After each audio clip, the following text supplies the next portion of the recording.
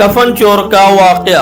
हजरत अबू इसहाक रहमतुल्लाह अलैह फरमाते हैं कि एक शख्स हमारी महफिल में आया करता था, मगर उसका आधा चेहरा हमेशा छुपा रहता था। एक मर्तबा मैंने उससे पूछा कि तुम अपना आधा चेहरा छुपाए रखते हो, आखिर इसके पीछे क्या वजह है? मुझे इस राज से आगाह करो। उसने कहा कि अगर आप इजाजत देते हैं तो मैं अपना मामला बताता हूँ। मैंने कहा कि बताओ असल मामला क्या है। इजाजत मिलने पर उस शख्स ने अपनी इबरतनाक दास्तां कुछ इस तरह सुनाई कि मैं कफन चोर था। मैंने कई कब्रों से कफन चुराए। जब भी किसी नई कब्र के मुताल्लिक मालूम होता तो फौरन वहां पहुंचकर कफन चुरा लाता। एक मर्तबा एक औरत का इंतकाल हुआ। जब उसे दफना दिया गया तो मैं रात को कब्रिस्तान पहुंचा और कब्र खोदना शुरू कर दी। जब ईंटें हटाकर कफन की एक चादर निकाली और दूसरी चादर खींचने लगा तो अचानक उस औरत के बेजान जिस्म ने हरकत की और चादर को थाम लिया। मैंने कहा, तुम्हारा क्या ख्याल है, तुम मुझ पर गालिब आ जाओगी? ऐसा हरगिज नहीं हो सकता।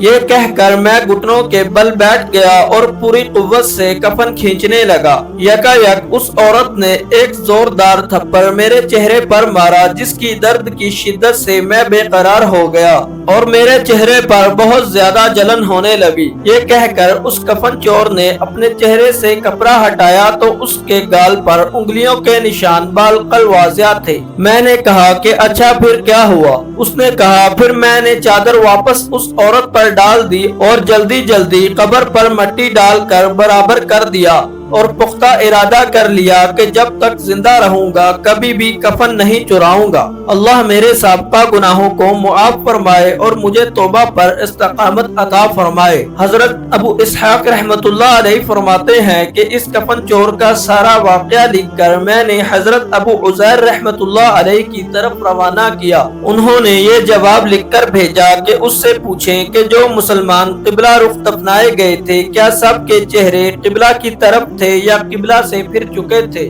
मैंने कफन चोर से यही सवाल पूछा तो उसने कहा कि मैंने जिन लोगों के कफन चुराए उनमें से अक्सर के चेहरे किबला से फिर चुके थे। हजरत अबू इसहाक रहमतुल्लाह अलैह फरमाते हैं कि मैंने ये बात लिखकर हजरत अबू उज़ैर रहमतुल्लाह अलैह की खिदमत में भेजी तो उन्होंने जवाब में ये तहरीर भिजवाई कि इसहाक रहमतुल्लाह अलैह जिन लोगों के चेहरे किबला से फिर चुके थे, इनका खात्मा ईमान पर नहीं हुआ।